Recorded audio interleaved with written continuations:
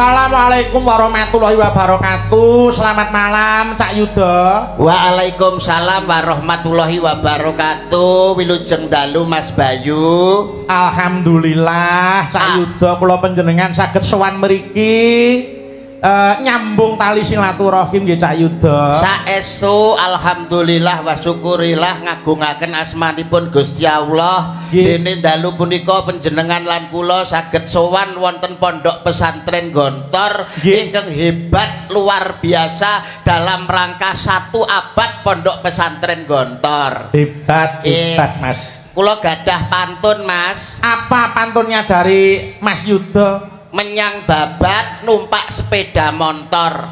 Nggih. Transit Lamongan bablas Jakarta. Terus Selamat 1 abad pondok pesantren Darussalam Gontor, semoga jaya sepanjang masa. amin ya rabbal alamin.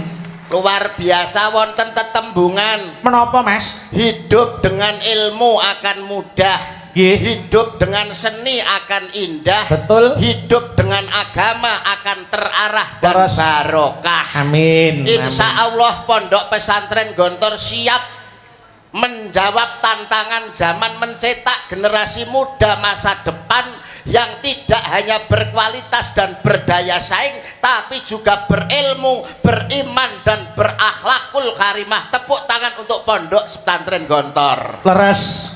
Hebat. Kula percaya Mas, yang to pondok pesantren Gontor akan lebih maju karena saat ini terdiri ada 12 kampus putra dan 8 kampus putri. Dari Sabang sampai Merauke.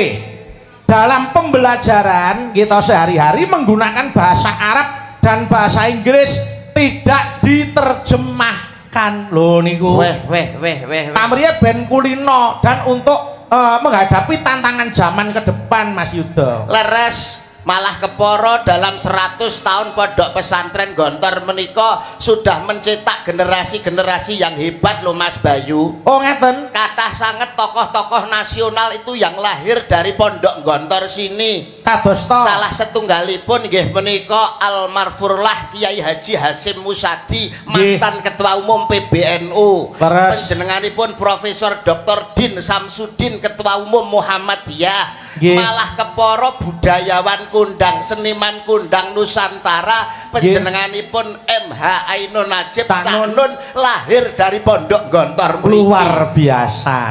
Yes, kebanggaan tersendiri Mas Yuda. Nggih, seneng. Mergo lulusan Gontor kuwi ora bakal ngisin-isinke ning masyarakat. Saestu. Lho, ngaten kepara bisa dadi patuladan yen cah nom-noman ya dadi bocah nom sing kena kanggo contoh nom-noman liyane sing di luar pondok. Leres. Lho niku Ilanipun pondok pesantren Gontor menika saestu hebat luar biasa, malah kepara dalu punika kula panjenengan yektosipun lak namung ngalap berkah to Mas Bayu. betul Ngalap leres. berkah dumateng sedaya para alim ulama, para kiai, ugi takdim lan sungkem kula dumateng para kiai alim ulama, para pengasuh pondok, para ustad ustadah santri sedayanipun. Mugi-mugi barokah gesang panjenengan lan kula. Amin amin amin.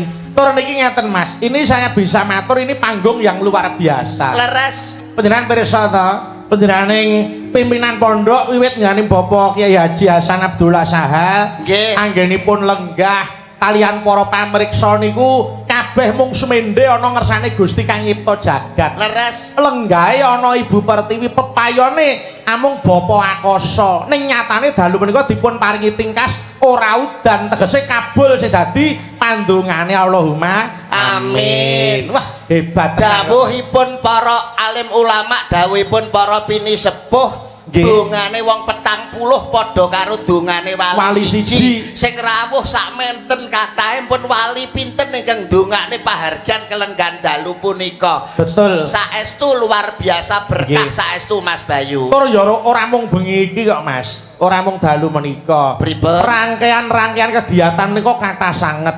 Mengko terakhir tanggal 20 September. Loh, isih wonten reuni akbar dan dialog tokoh alumni Gontor Putra. Loh, niki ngeten sing kula pingajengaken 100 abad utawa 1 tahun Gontor niki, 1 abad niki sing entuk rejeki ora mung dalang yoga sinden karo pelawak, ning para bakul-bakul ya kelarisan kabeh, ketumrapan rejeki kabeh.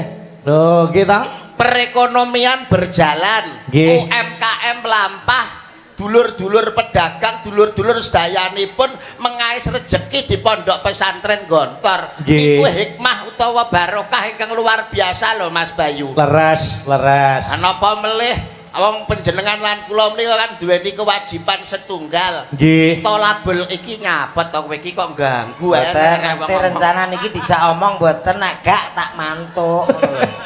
Lah sampean ki rene iki arep omong apa arep nyapa? Piye kadung go cangkem Mbok dijak omong ya ta ora ngono. Lah nek pengen ngomong ya monggo tak ngomong digawe kesempatan gitu Mas Bayu. Nggih, nggih, Pokoke aku nggih. dikira epeh ora menehi kesempatan ning gone awakmu. Lah ngoten to Mas Nggih, Bayu. kuwi lujeng dalu Cak Komet. Wilujeng dalu Mas Nggih. Bayu. Kabaripun sehat ta? Alhamdulillah sehat. Nggih.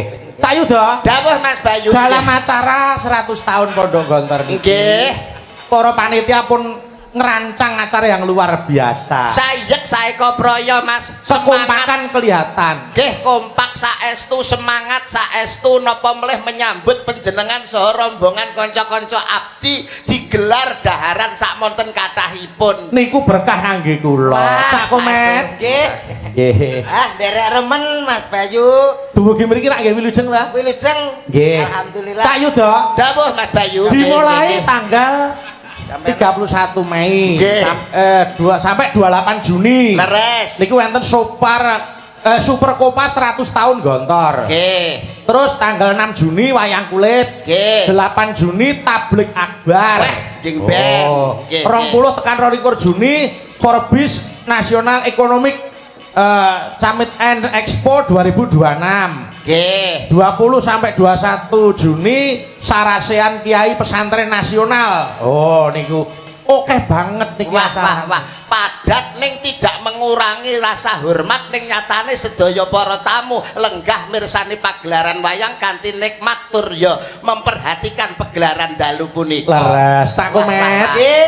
Lagi sehat ta? Sehat Mas Bayu. Nggih. Nggih, engko Mas sampean. Kok nesu? Alah Kok orang urung nesu? yo ngono adek. Ha wong ki ora oleh nesu. Mbok Inauloha Mas Sobirin wong sabar. kekasih Gusti. Lah ngono kan ya paham to kowe Lah iki. anak kok iya beda kasih kok. Becik ketitik. Kala ketara. Lah palno kowe kowe Wong- ing ngarsa, Sung tulodo. ing madya, Mangun karso. tutwuri. Handayani. Paham ngono. Maksudnya nek- Gono Mas- Caraka. Doto sawala tak kepruk boto bongkok. Kok nesu. Nek ape Kok omong, nesu. Tengajenging para alim Iki para para ulama alim aja ulama, nesu. para Cek bini jelas sepuh. to wong sing nanggape pondok kok. Sivitas akademika, Nah. ilmu pendidikanmu ki kudu dijaga. Awake dhewe ki sowan ning ndi papan nggawa empan, iso mapakne ning gone awake dhewe kok omong sak omong kok iso iki lho. Ora seneng aku. Karepku ki ngene lho. Piye nek arep ngomong digawe kesempatan nggih Mas. Nggih karepe pripun? Monggo. Karepe pripun? Lah, Nek Pak ngomong. Yudo ditangkleti kathah, kula nggih ditangkleti kathah. Oh Lah ngaten. trimo kok sehat. Lah nek ora sehat mosok tekan kene. Ya sekarang anak ini so tipip sehat. Positif. Positif kok so tipik. Oh alah dadi sing ku takon kurang akeh. Nggih no. Oh nggih. Ngeten, Cak Komet. Nggih, Mas. Panjenengan kula rawuh saking dalem pundi daleme? Dari Bojonegoro. Cobi Bojonegoro dugi Ponorogo medale pundi mawon Mas sebutke wis. Nggih. Oh, Kathah anu, niku. Bojonegoro ngidul Ngawi. Nggih, terus Ngawi kula terus Mospati terus teng ngriku setengah jam. Terus Mospati niku anu gorang gareng terus iki sing guyu di sopir-sopir. piye ta piye ta? Kowe iki lho kok gak jelas. Jare njaluk ditakoni sing dawa. Jenengan iki termasuk ate-mate berbobot ngoten lho, Mas. Dadi Oh nyuwun pertanyaan sing berbobot Mas. Oh Ngene. alah, nggih nggih. Mas Komet, kaya kernet saking pundi panjenengan? saking Bojonegoro. Wah, ngliwat Magetan kalau wau. Oh, nggih. Ngertos Gunung Lawu. Oh, ngertas? Bobote Gunung Lawu piro, Mas? Ya terus nek Berbobot lho ki pertanyaanku. nyen sewu. Mriki wonten timbangan gunung. Berbobot kok terus bobote gunung. Lah ngewohke to Mas nggih ta? Aku ki repot Panjenengan kalih kula kedah pripun nek ngaten? Nggih. Ngeten iki lho, berarti termasuk sampean-sampean ki menyepelekan apa yang sampean lihat. Lho kok aku ki menyepil. ditakoki akeh-akeh terus gak iso jawab ngono. Ning pondok pesantren Gontor ki tak buktekno Mas. Nek sampean karo aku panggah cek cerdas aku. Lho kok modelmu kok mlete terus sombong ki lho. Lah kene ditakoki sehat Mas Komet. Lah kene duwu aku gur sehat tok iki. Hejal. Mbok yo sing dawa sing penak omong-omongan takoki kok perjalanan ngliwat endi ae. Aku iki kernet apa pelawak dene. Boten aja Nes. Ya wis, nek pancen panjenengan gen lega ya monggo. Atur salam dhisik. Atur salam. Ayo ketemu mekaten. Salam ki sunah sing ngucapke. Nggih. Ning wajib kanggo sing jawab. Ayo no. Ana salam sing gak wajib dijawab. Napa? Salam imam karo makmum pas atakiyat akhir. Assalamualaikum. Masuk makmum. Waalaikumsalam. Ayo bro, selfie. Layak aku tau tak jawab didoni. Kabeh iki ana trap-trapane. Ana trap-trapane. Lah, kula kan teng pinggire sing arep dhewe kae. Nang gurine pas. Arep dhewe imam. Wudu. Lho. Arep dhewe sing mimpin salat kan jenenge imam. Oh, kemeruh Mbah Kabit nggonku kae. Lho, lah ya Mbah Kabit kuwi dadi imam. Ora. Imam ki biasanya pinggirku nak ngarep kae Mbah Kabit. Salam ngono. Assalamualaikum. Waalaikumsalam, Mbah. Oh, sing nasar iki kowe kok ayo ngaturke salam sing apik, cah kok baguse kaya ngene. Gak seneng aku lho.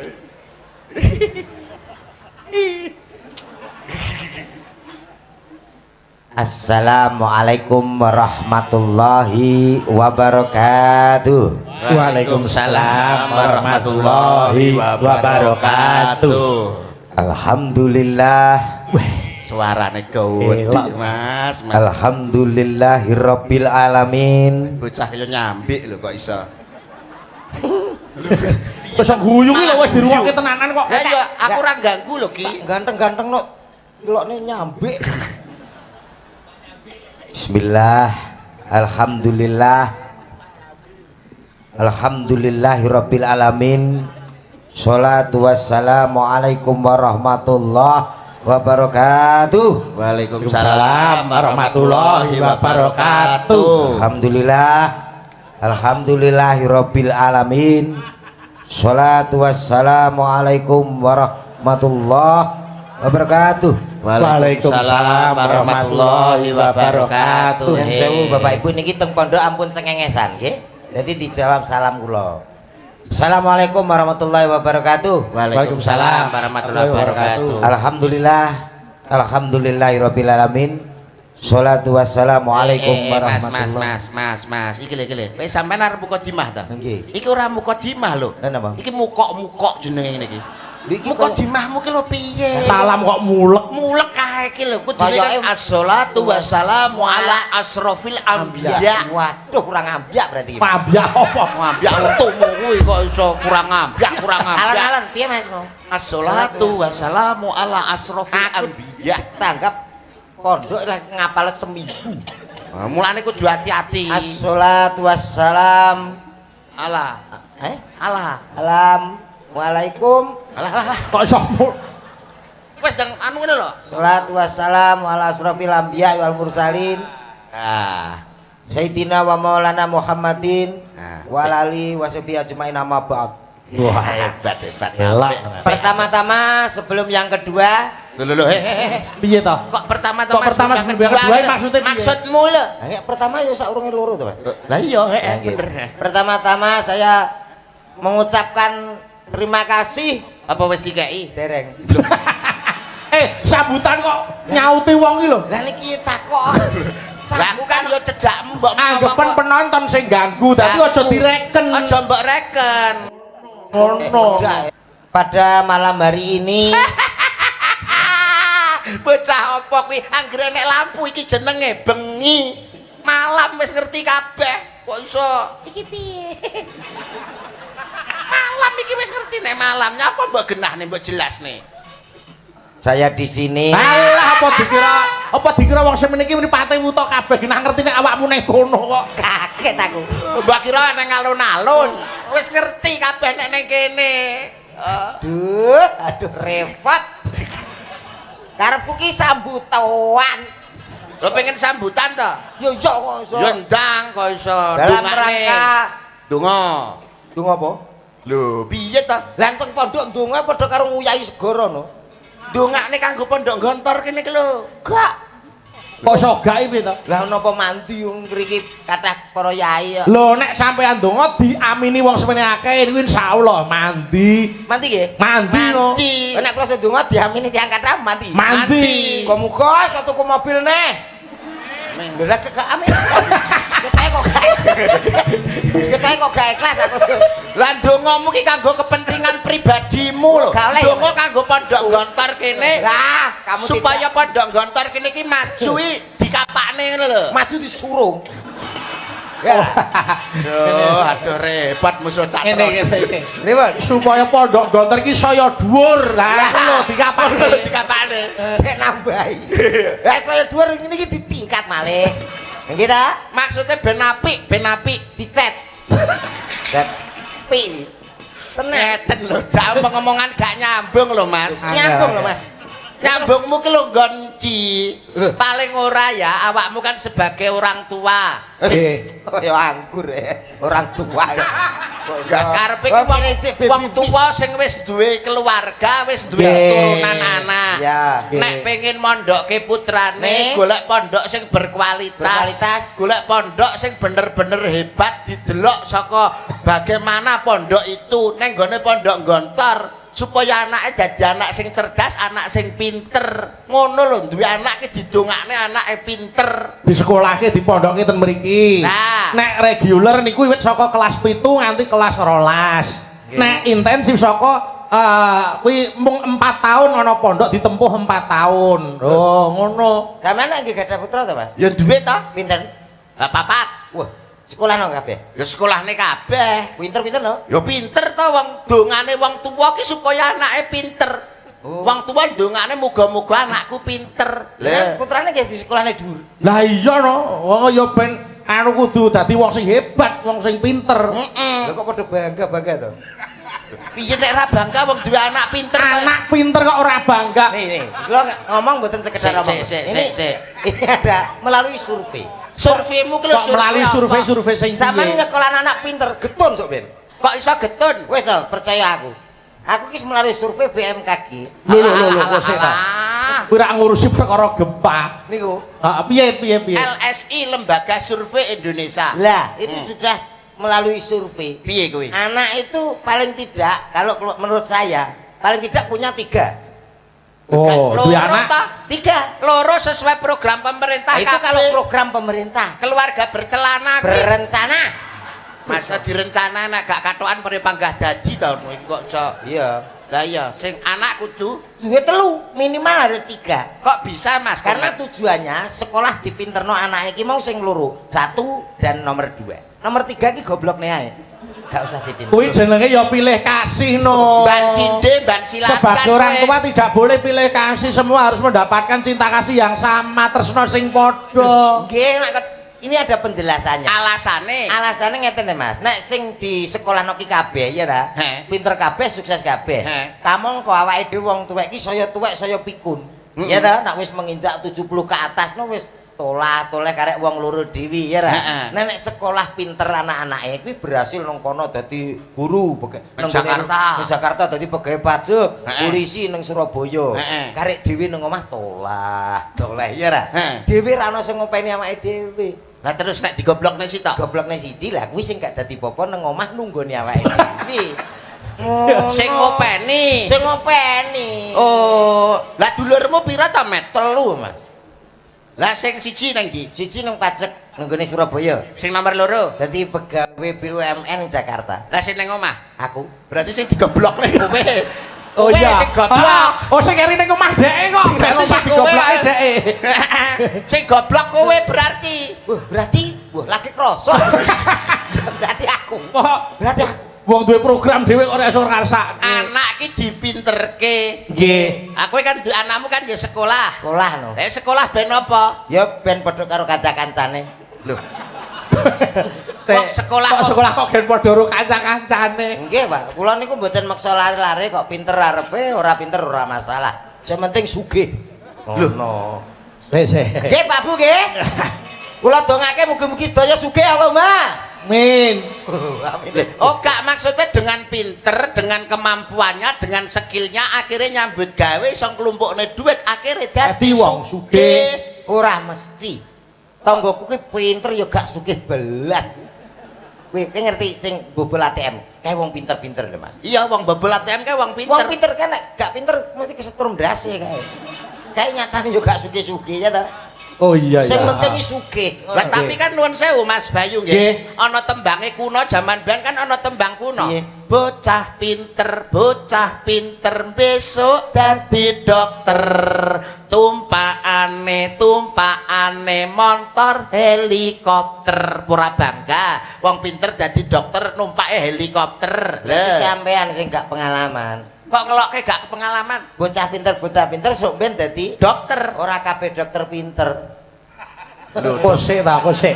Iki kok apa-apa kok sarwa disalahke to? Lho salah no, Pak. Lah nek ora pinter ya ora bakal dadi dokter to ya wong kuwi melalui proses beberapa apa pendidikan kok. Lah nyatane wong kula mbuktekno dhewe nek pancene pinter nyapa aku mreksakno anakku kok ditakoni. Sakit apa, Pak? Lah aku ngerti nyapa tak gorene. Iya ta? Kudune wong pinter aku lagi gendong anakku ngono. Ini kena malaria lho ngono. Iki ditanes lho ngono. Ya jenenge prosedure kesehatan ki nek jenenge dokter iki diperiksa dulu lagi ngerti penyakite. Apa diperiksa ya gak nyenengke belas. Kok gak nyenengke? Anakku gur ditul. Sudah ndak apa-apa ini ngono lho. Lah wong ora kulaan mbok ditutul rata. Dadi kan awake dhewe iki puas ngono. Maksudnya ditutul pindho ki dokter wis bisa anu Iki kuwi dinggo ngecek detak jantung kecepatane pira ngono. Jenengan kok ketoke mbantu dokter. Wong dokter mari ngono terus ngomong, "Ndak apa-apa, Pak. Ini ringan, cukup dirawat jalan aja." Loh, aku yo nesu no sebagai bapak. Lah kok nesu? Lho dirawat nang dalan yo nek naik kendaraan. Anak kendaraan Allah Gusti, cah kok goblok murah umum lho. Lho, dokter ngono. Karepe dirawat jalan kuwi ya Mas Komet, kuwi nek ngrawat karo mlaku. Apa iso? Masang impus muntal pil. Ayo, Dek, ayo, Dek. Dek. Ayo kok kamu kok gerak terus ta ya. Ora iso lho, Mas. Ya aja kaget Mas Yuda. Nggih. Sedulure dhek rak 3 to. Nggih. Dhek rak sing nomor 3. Lah niku kok Aja kaget. Aja kaget. Kene lho, Met, sing dikarepne rawat jalan ki awakmu gak nginep ngono. Lah aku nginep ya apa kenal ora kok nginep lho. Lah nek kuwi nggone keluarga aku nginep. Rawate ki lho karo mlaku. Ora iso. Ora oleh nginep kowe. Ya yo ora kenal yo ora nginep. Rawat jalan iki tegese ora diinepke ning rumah sakite kuwi. Ora kon turu ning rumah sakite kono. Ning dalem kok doktere ngawat-awati saka kadowan. Ngono lho. Oh ngono. Heeh. Kenapa ora dipasang CCTV? Ha terus doktere ngomong piye meneh? Doktere ngomong piye meneh? Aku mari ngono periksa. Apa kowe? Lah kok iso kuwemeruh to? Kok dokter kok kemeruh pancen dokter ki ya ngerti. Ini Bapak usianya berapa? 40, Pak. Bapak suka makan kambing? Ya. Tidak boleh, Pak. Loh, kok kau oleh wong aku tuku-tuku dhewe ya. Enggak begitu. Maksudnya dokter ki kok ora ngono. Ora kok yo aku ngerti nek kuwi dhuwit-dhuwitmu dhewe lah tuku-tuku dhewe aku ki ngerti. Loh, tak suwampet pisan nek wis suwe. Senenge. Nesu aku ki nesu. Aku ki nesu. Ayo ngomongnya terus ngene kok. Ndak boleh, Pak. Itu anu kambing mengandung kolesterol ngono. Lah betul, nggih ta Mas. Ayo lho genah no. Saya yen ora cocok. kuat yo sirahe ngelu wong mengandung kolesterol kok. Pendapat dokter saya sangat setuju karena kambing itu memang mengandung kolesterol. Bener, betul kuwi. Lah sampean ya padha karo doktere. Lah kok iso? Loh, kambing ket biyen ki mengandung cempe. Oh, kambing kok mengandung kolesterol ki lho. Lah nek takon kolesterol metu pira, Lek? Kalih lanang karo wedok. Enggak, maksudnya bener ya ta. Iya. Nek kambing kuwi mengandung cempe bener. Iyalah ya. Maksudnya cempe ki lho karo kambing Ya. mengandung kolesterol. Oh, berarti putune kambing. Berarti putune kambing ki jenenge kolesterol. Daging kambing Ya, iki lho. kuwi ana kandungane. Nek makan banyak Ya. itu nanti bisa kena kolesterol, akhirnya darah tinggi terus stroke. Berarti kakean daging. Iya. Lah macan kan bendino panganane daging kok ya ora stroke. Ora. Wong nek ra pengalaman, menungso nek kakean mangan daging stroke. Macan ke kakean mangan daging, stroke parah Mas Malan. Kandhane kuwi ngeyel maido kuwi. Macan ke stroke malah parah. Kok so parah ya? Mlakune ngantek ngene lho, Mas. Coba nek ora aku kan mangan, dhek iso mlaku. Sikil gandeng ngadeg, gandeng dhek kolesterol, kok kan mangan daging mlakune brangkang. Pomo parah ke stroke. Macan mlakune ngadeg no paling enek macan tos. Aja padu. Rasa udur. Filosofi yang baik untuk pondok pesantren Gontor, sedikit kata mutiara kanggo sampean. Nggih.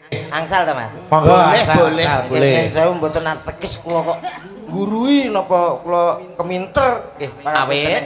ning saderengipun Nggih. filosofi menika dereng nate ditemukan di mana-mana. Weh, temuan baru. Urung ditemukan arep mbok omongne iki lho. Lah ya iki aja golek kok. Oh, Kok ngono ya duwadae. iya. Nggih. Jadi tidak usah orang hidup tuh perlu mencontoh filosofi yang satu ini. Ada 3 filosofi yang bisa kita ambil dari nama-nama setan. Lho, setan. Kok iso setan tok gawe rene iki? Ya wis pas Mas, nek setan ngomong setan ki ya wis pas. Maksudnya jangan ngentahi ngono Mas, iki kan ambil filosofinya. Dari sisi baiknya. Sisi baiknya. Mengambil filosofi dari sisi baiknya setan. Setan. Apa wae? Ada tuyul, ada kuntilanak, Terus? dan pocong. Yang pertama filosofi tuyul. Yang pertama setan gundul. Nek gak gundul aja dadi setan. Alah iki lho. Setan gundul utawa tuyul. Tuyul Mengandung filosofi bahwa marilah kita hidup mandiri iso golek duit mulai sejak kecil. Lah ngono lho. Oh iya. Wih, filosofi. Kabeh iki ana sisi baik, ana sisi buruknya. Sisi baik. Tinggal bagaimana kita melihat. mensikapi Nggih. nggih sejak dini sejak kecil bisa Wis. mencari uang sendiri, Iya. berdikari atau mandiri. Mandiri. Hebat ki nek tuyul. Yang kedua ada kuntilanak. Filosofinya apa nek kuntilanak? Filosofinya kita harus meniru bahwa dalam keadaan senang maupun susah tetap guyu. Oh iya. Ya. Tetep ketok bahagia. Bahagia. Wah, filosofinya masuk Mas. Nggih, Ini. masuk. Hebat tenan. Terus sekarang terakhir pocong. Pocong mengajarkan kita semua untuk hidup selalu sederhana. Artinya pocong kuwi ket biyen mulai biyen ngantek saiki nganggone putih, gak nganggo rena giwang ya gak gawe. Sampeyan tahu teman pocong kok nganggo merah putih napa mana? Apa nganggo batik kan ya gak putih. Aku petok ngono ya. Hah iki neh. Oh iya. Oh. Mengajarkan tentang kesederhanaan walaupun banyak pakaian tapi pakaian yang terakhir tetap Ya, tetep pocong. pocong Hebat. Nggih. Apa nek? Pun. Tak ampun ki apa? Lah modelmu kaya arek ngomong ini mau. Mboten. Ya nek wis ayo sakniki diselingi tetembangan. Oke, siap. Niki kula tak ngaturake lagu yang bernapaskan agama Islam judulipun Pepeling. Nggih. Kula nyuwun tulung ingkang bawa didum Cak Yuda kalih Cak Komet. Siap. Nggih. Ayo sakniki kula dipun tinting dandang gula panjenengan ingkang bawani Cak Yuda. Nggih. Ngagem cakepan rukun Islam saged. Oh, siap. Dalu menika ibu-ibu waranggana anggenipun tetembangan kalih lenggah wae. Ora Siap, kudu nggih. jumeneng. Mboten sah, Nggih. pun. Ora Nggih. oleh jumeneng. Yo saiki bagiane Cak Yuda karo Cak Komet. Siap, nggih. Monggo dipun aturaken. Rukun Islam. Suarane sae wonten bebingah Rp50.000. Matur suwun Mas Nggih. Bayu, barokah. Ngene lho po enake. Ya ampun, Rana. Ngono kok pas sing gak iso to. Kang lima puniki Swantenipun hebat, monggo menika wonten Suwun, Rp50.000. Mas Bayu nggih. Jan awake nek bejo ra kaya awak. Mas Bayu dono weweh ya. Iya. Monggo. Katin dakno mring para sasama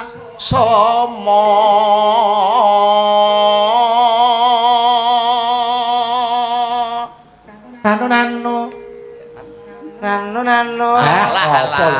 Halah. Kuwi Cak Yuda. Bagianku. Aja padha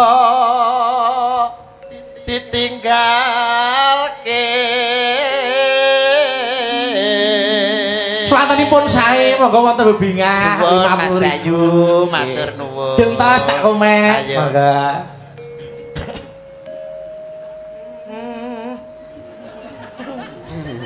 ayo kok kita kata-katanya ini Mbok kok iso takok ngono lho coba. kata-katanya apa? Rukun rukun karepmu kok rukun karepmu ki lho lambemu ki lho ger jebles ae. Rukun Islam puniku. Nah, ayo. Suaraku ya. Lah Apik suarane apik. Lagi. Rukun Islam puniku. Swantenipun sae tak komen. Sae. Nggih, dilajengke lanjut. Yo, sahadat. Wes lho. entang kok nganggo Anek popo nih yo. iki lho rencana iki lho wis iki lho wis. Iki lho rencana. Sahadate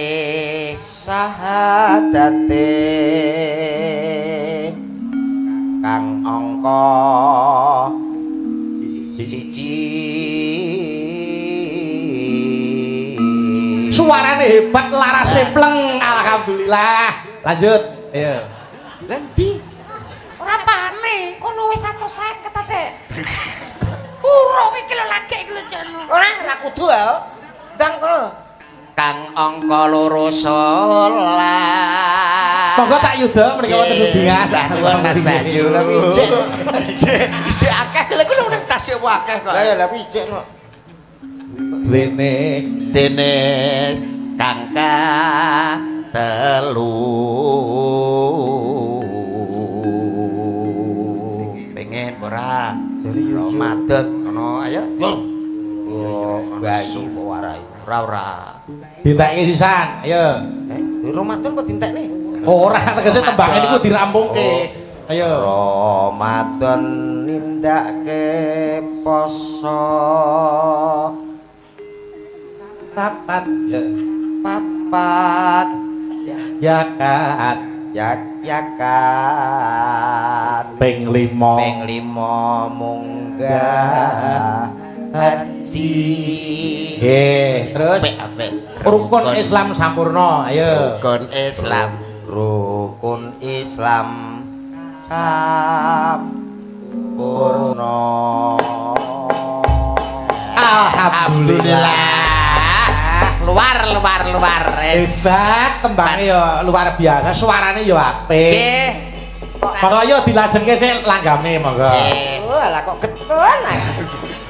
Diaturke tembange pepiling bukan seluk saka sapa? Saking Mbak Fahmi mengko nglerek. Nggih, jejere ngono. Nggih, monggo. Ya Mbak Fahmi, monggo. Yen wancine tansah elingke wis wancine padha nindakake aten wis ngomandhan wayahe sembahyang tapi wajib jamuwe pangeran salat dadi cagake agama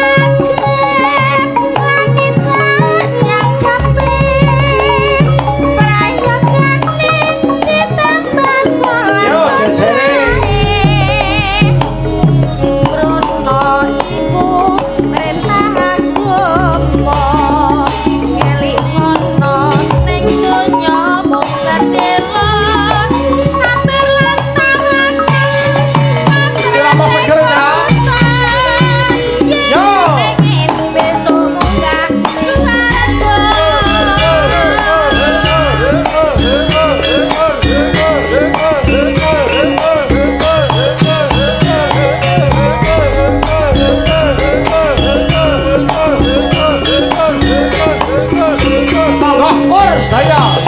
Yo. Yen wajine tansah dielingke, wis wajine padha didakake, anggan wis mangga wayahe sembahyang, nanggepi wajib dawuhe pangeran, sholat dadi jagae agama, limang wektu kudu tansah dijaga, kanthi istiqomah lan sing tumaninah, luwih sampurna yen berjamaah. Nuhur lan asar. Salat sayakti ngadoke tidak mungkar, Maghrib lan isya jangkepe. prayogane ditanggo salat sunahe, sembrono iku perintah agama, kelingana ning donya sedelo, sampe lan tawakal asa sing kuwasa, yen kepengin besok munggah suwan.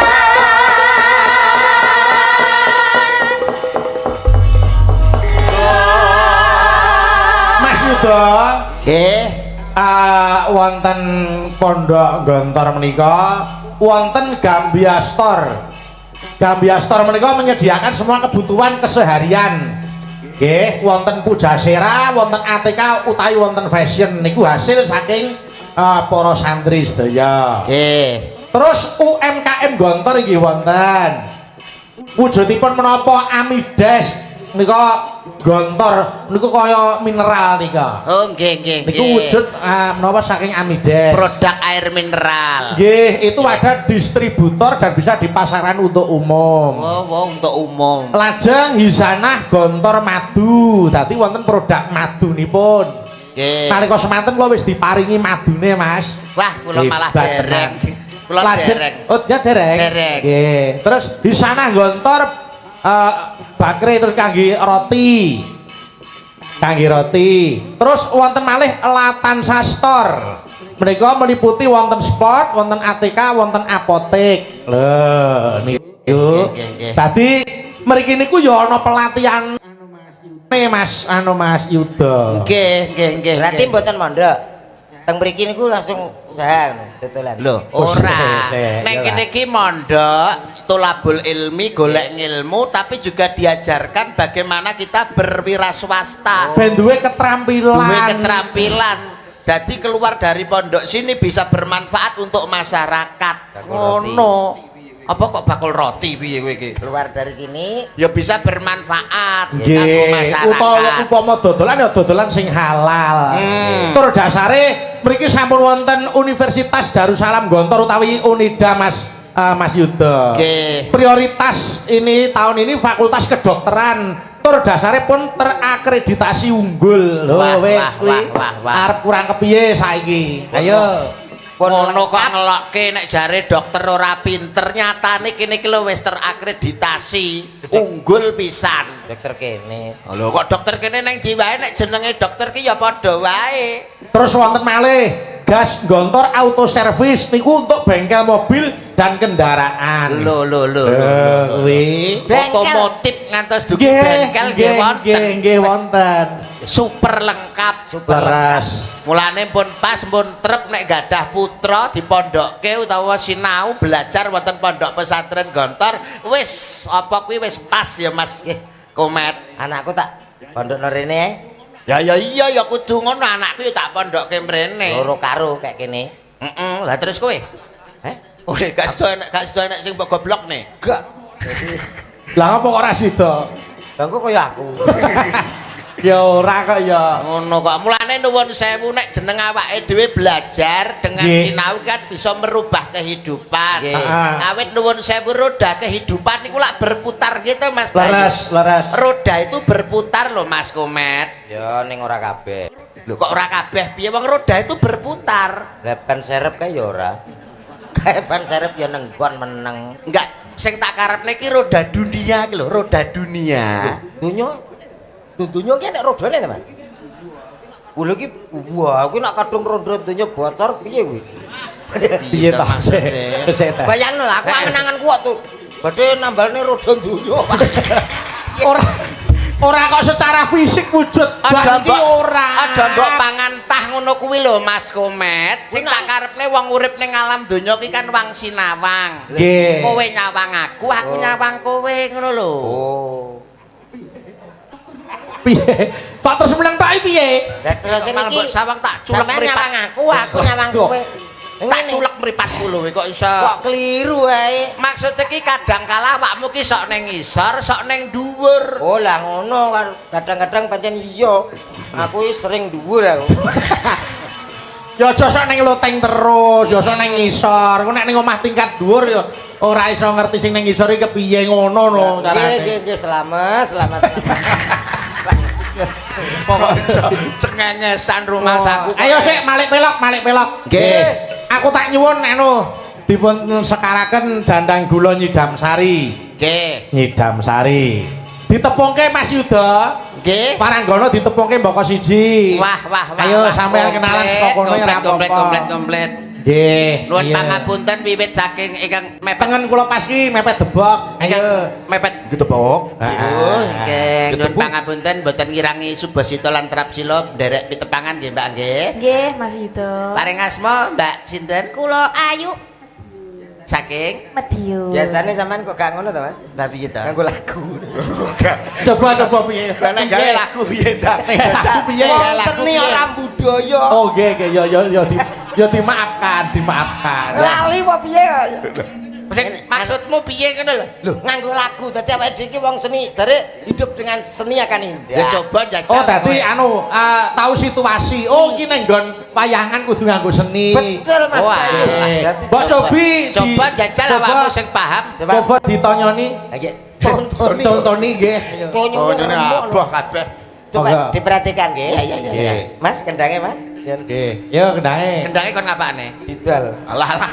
Iri. Ora. Oh, Piye? Iramane apa? Dangdut. Nggih, Dangdut, pop rock, blues. Dangdut. Oh ya. Ya. Ya. Yuk, mulai. Yang ini siapa namanya? Dek. Namaku Gile. Tia Ayu. Pancene ngepasno tempo tadi.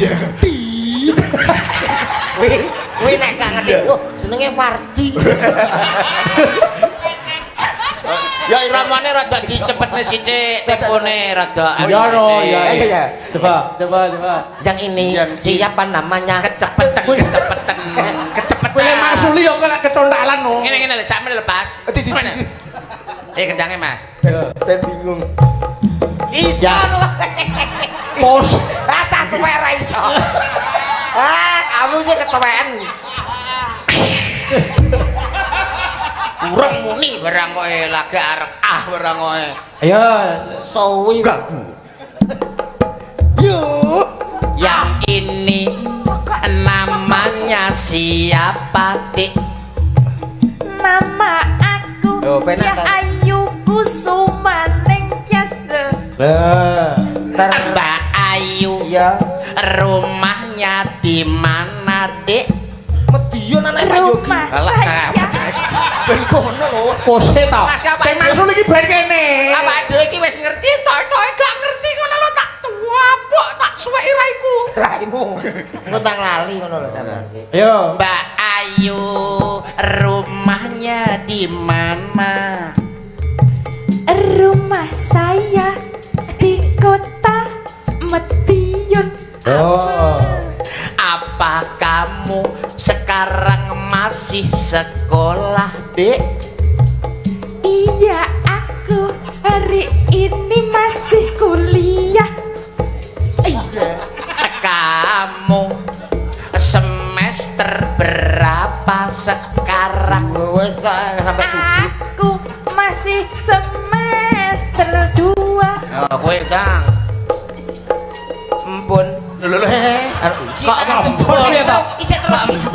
Sebelah. Apa iki piye? Sebelah. Sebelahe jejere. Sebelahe kok tak Mateke wawat. Empun. Ya. Untuk yang ini. Terus, jajare. Geser lagi. Namanya siapa? Yo. Aku Iya. namanya Dini Wahyu. Lah kok di? Lah wong kowe tekon kok kondi piye? Dilagokke kok kondi? Kondi. Kamu Nah, asal dari mana? nah ngono lho. Asalku Iya, Dek. dari kota Nganjuk. Oh, Nganjuk. Terima kasih. Terus lanjut geser. Ngerotok. Yang ini siapa namanya? Dek, semangat.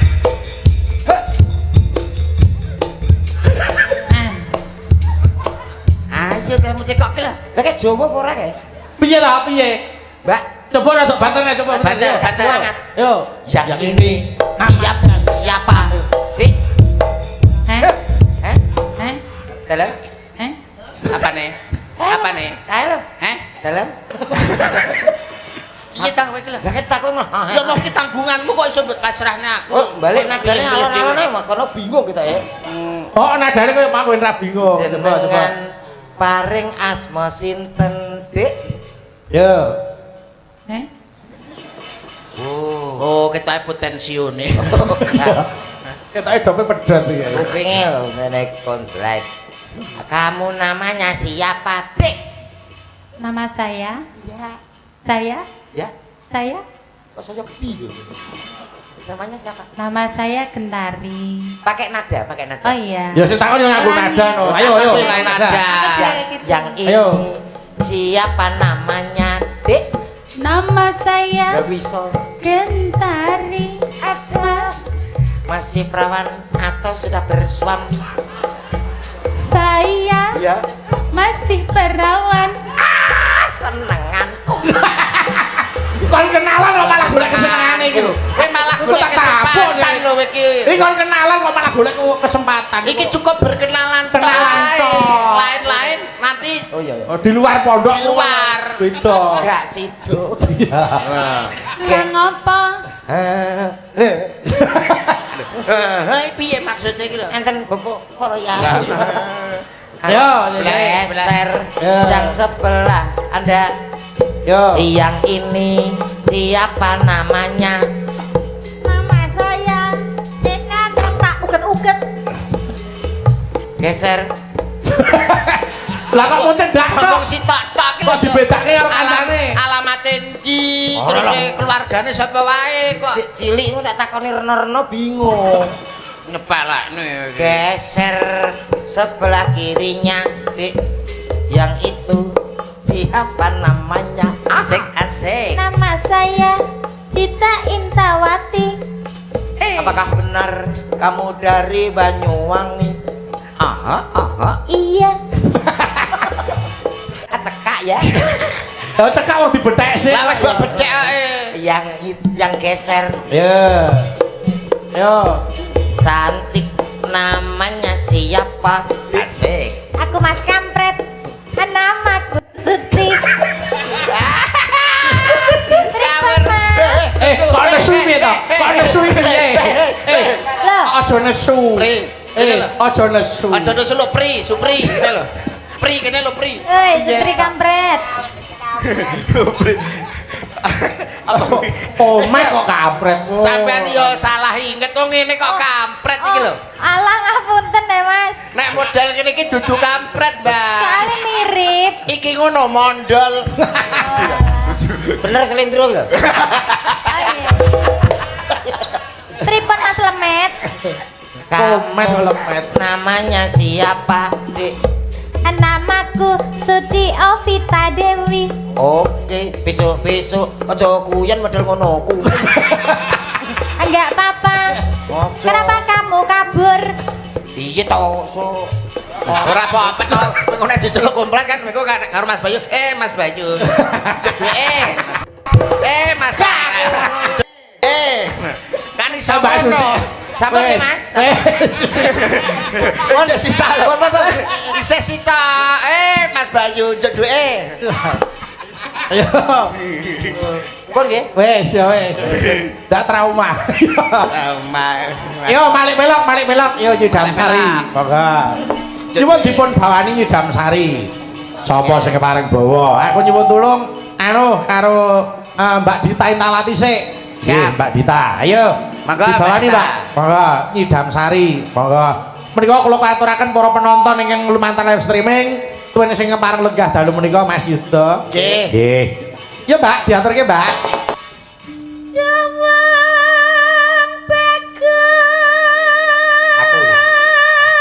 Kowe sing dilem kowe. Cek duweke. Lah. Ngono ae.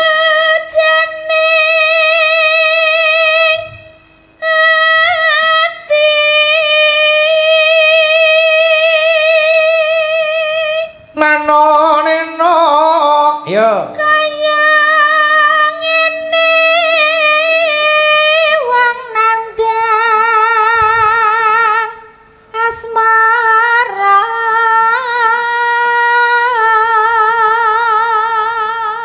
Nano Apa to awakku dhewe Mas Yuda. Nggih. Mbak Dita niku piyai putri selirani panjenengan apa dudu kira-kira? Lah nek kula nggih nek kalih Mel. nggih. Lho, ngapa to hae-hae iki lho. Wis tak Ora nek Mbak Dita ki nek Piye ngopo kuwi kok? arep ngomong apa kowe iki lho wong ditakoni karo Mas Bayu kan wajib pun jawab to. ya engko tang mbok anu. Ora. Nek ndelok Mbak Dita ingkang lencir kuning merati menika nggih. Saestu nggih nek kula nggih cocok utawi nggih sarujuk menawi. Cara roman ning jero taman ngoten panjenengan mlaku karo Mbak Dita terus mang tembangke apa nek panjenengan piyai loro ngono ing taman ngono kae. Halah nggih tetep lagune jumbuh kalian lagu punika. Pripun? Upama sliramu sekar melati, aku kumbang Nyidam Sari. Enak ya ta, nggih. jumbo. Cak Omet, Nggih. upama panjenengan dadi bojone Mbak Dita, kuwi roman ning nggon taman mlaku wong loro digandeng tangane terus sampeyan nembang apa? Wah, kicomania. Wah, duh. Asik, kok Piye to kuwi? kicomania. Kok iso kicomania iki lho? Sing piye lagune iki lho? Kicau Kicomania. Langsung dangak to, Bos.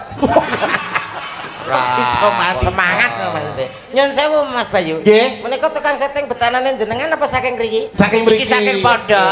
Tapi Lah apa ta? Apa? tukang setting gen kula nika mboten enten lho sing kaosan anu. Niki ngangge jas. Nggih. Gen kula nika nek jas-jasan paling gak naib, nek gak ngono MC. Pancen yo ning pondok Eh, kok. Ayo ya kudu disesuaikan. Ndak nggih. Jumbuh ke sasono. Yo, lanjut Mbak Dita. Nano dewa Oke, terus mriki Mas kirang kalih kerduse mriki. Allah. Malah. Oh ya lo pen men ya.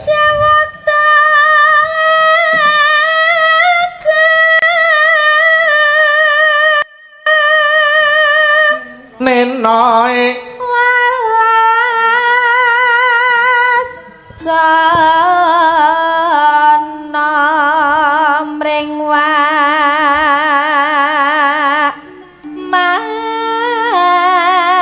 mami Mbak Dita iki cara buah apa Mas Yuda? Mbak Dita menika umpami buah nggih paling boten menika nggih apel Malang. Wah, apel Malang. Gilap ijo pecah biak ngono iso kumut-kumut ngoten Nggih, nggih. nyegeri. Nyegeri. Heeh. Nah, Nek ayu tengenku pas ayu ki. apa? ayu Nggih. nek nayu menika nek saking pamawas kula kados buah semangka tanpa biji. Weh. Pecah biak ngono ke banyune saka Nek gentari kuwi nek cara buah apa, Met? Nggih, Iku bukan buah ta, Mas? Lah apa? Lah apa? Apem. Kok iso apem iki lho. Kok adoh men mlayune. Iki khusus buah. Buah Apa ta? buah wis entek. Duren. Wah, duren. Duren ketinggalan jaba niku lincip-lincip ning asline njero daginge loweki. Wah. Misalkan kula niki generasi Gen Z Mas Bayu Nggih, ha. bercinta dengan Mbak Dita Intawati. Nggih. Kula mesti ngomong ngoten, Mbak Pripun? Dita, pripun Mas kamu punya uang 2000 ya? punya Buat anu itu loh, markir hatiku ke hatimu. Wah. Ngono lho, Mas. kene generasi Aku muda. ya iso. Mbak Dita, Pripun, Mas? kamu punya rumah? punya dong. Aku punya tangga. Bagaimana kalau kita berumah tangga? Ngono kuwi. Ayo, pengen. Ayo pri. What the fuck? Ayo. Mbak Dita, kamu punya rumah? Wis Ya, lho. tapi ya, Thomas. Wes lho, mau. Ditakokne kok lah. Kupinge ora krungu to ki mong lagi bae Peng bosok ya ngono ya. Kamu punya leng? Apa tikus lho menungso kok ngelengi lho. Rumah Lah sama. mungkin apa yang ngerayu? Ya pun monggo ayo. Kalau boleh tahu bapakmu penjual pendal ya? Orai, Mas. Loh kan toh? Gak. Ah, salah. Jadi salah. Orang Dita iki. Lah kita sing ndi? Dita sing bocah sing tapi kriting lho. Oh, duduk kita iki. Dita ndol apa? Yo lanjut Mbak Dita. Yo. Besok kapan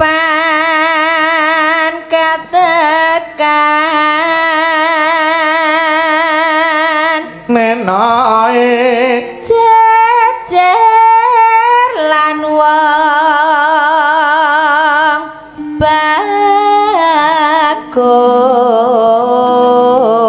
bagus. lanjut banorane. Yo. Umpamakna nakoda tanpa prau Gronjal. sasat sarah Artinya kok Banyuwangi. Ayo. Ing ing Jalatri. jalatri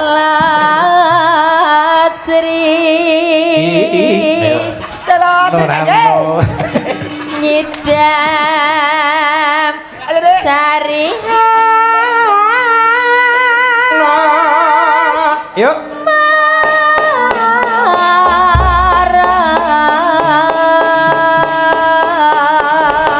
Monggo langgame nyuwun tulung Mbak Eka perhatining sih. Monggo. Ya Mbak diaturke. Monggo. Yo.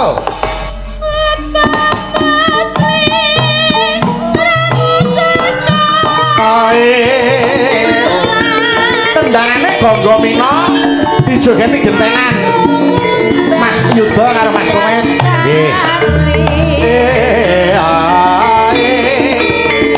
Monggo Mas Yuda riyen.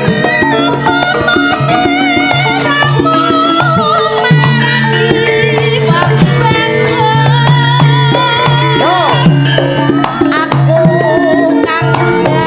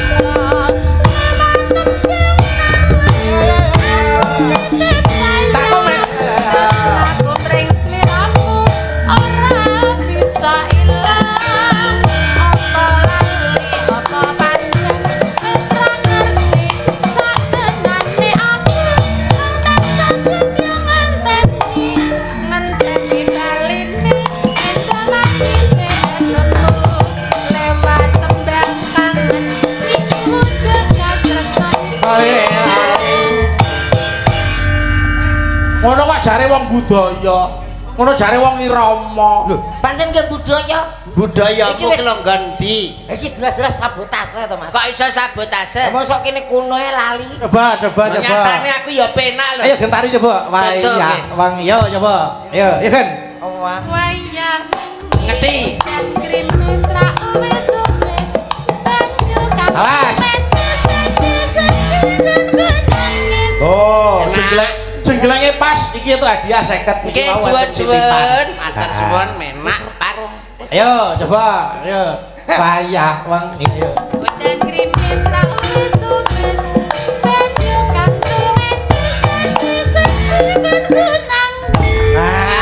Alah, kedisiken. Aku kecepetan nih, Mas. Para ngenteni, baleni nek.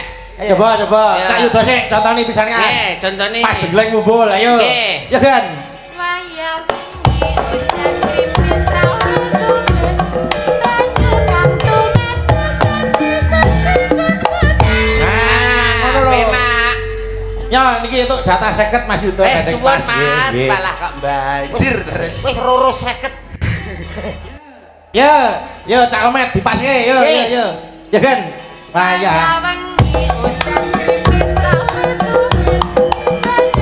Alah. Oh, ya. Alah. Wis pas kuwi. Pas. Nggih, dite ya pas entek. Nggih. Alah kere. Wah. Lah ora mau-mau kok ya. Mau-maune nyapa? Ora Iya. kok pasne. Kudune mau-mau. Oke. Niku peparing saking Pak No Kulit. Weh, Pak Kulit. Menika Mbah No Kulit Petung Rejo Nguntara Nadi ngersakaken pepeling tiket swarga kalian woi ngaren. Oh nggih. Kagem ultas 100 tahun Pondok Gontor. Oh nggih. Matur sembah nuwun menika dipun paringi tali asih 100.000 rupiah. Nggih. Sadurunge kula ngaturaken tiket swarga, kula badhe ngaturaken selawat badar langkung rumiyin. Selawat badar. Heeh. Sapa ya? Kula nyuwun kalian Pak Diarto. Monggo. Yo. Oke. Menika kula kintunaken para kadang-kadang santri sedayanipun. Oh nggih. Ya Cak, diaturke selawat badar. Monggo. Monggo Pak Ki. Anu, yo. Salatullah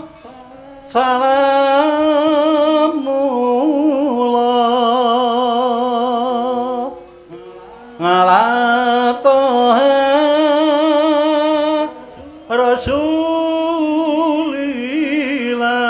rasulillah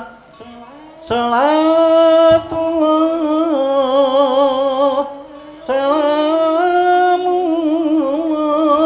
salamullah ngalai Yuk.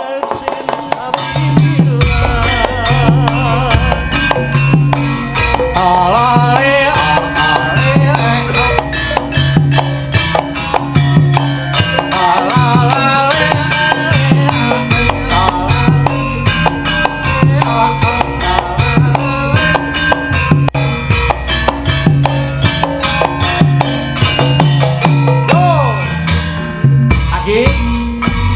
Emanu